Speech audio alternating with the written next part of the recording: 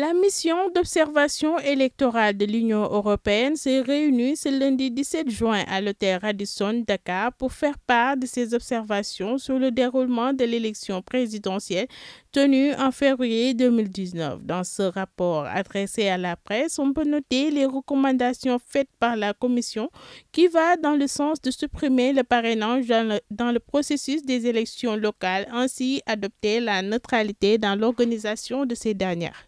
D'éliminer le parrainage pour les élections locales et de réviser le système de fonctionnement du parrainage pour le reste des élections pour les présidentielles. Mais c'est parce que nous pensons que le parrainage pour les élections locales représente un danger et on en a déjà parlé, pour le secret du vote, et aussi parce que nous pensons que techniquement, il est très difficile d'administrer ce parrainage aux élections locales.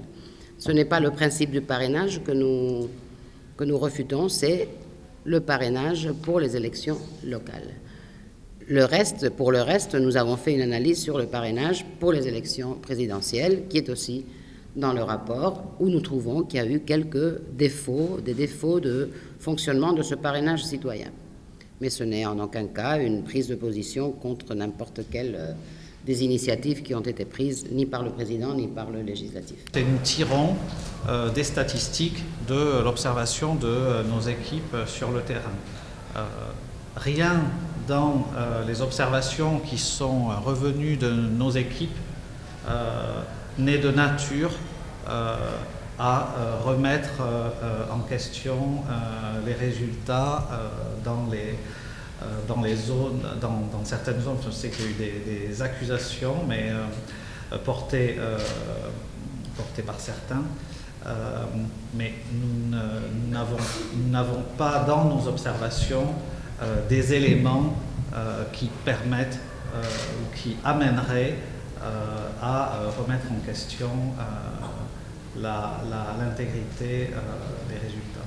Le principe du parrainage, ce n'est pas un principe que l'on nie. Enfin, on comprend très bien qu'il faut essayer d'ordonner, disons, de donner une certaine cohérence aux candidatures, parce que je parle ici des élections présidentielles. Mais c'est vrai que tous ces changements, la mise en œuvre de ce nouveau dispositif de parrainage citoyen s'est fait dans un climat de défiance. Et si tous les acteurs politiques ne sont pas à l'aise avec le système, c'est normal qu'il y ait eu des problèmes et des tensions. Nous pensons que le dispositif actuel doit être revisé. Tel qu'il est actuellement paramétré, il repose sur des critères excessivement formalistes, comme je vous ai dit, et il devrait aussi être examiné afin d'être recentré sur l'objectif de la représentativité des candidatures. Parce que sinon, ce sont des critères aléatoires qui écartent les candidats. Je pense que ce n'est pas utile que je le lise. La troisième, c'est quoi ? Généralement, l'appréciation de la mission, c'est que les médias sénégalais en général ont bien compris la mission d'informer le public.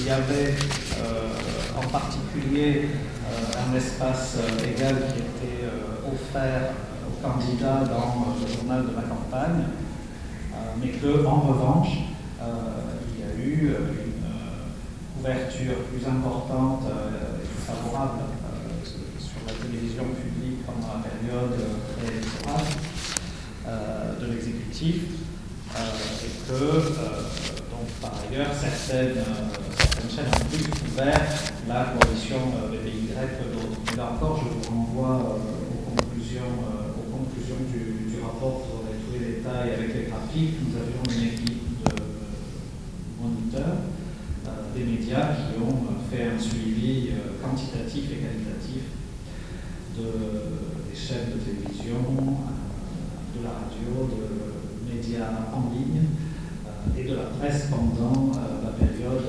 pendant toute la durée de la mission.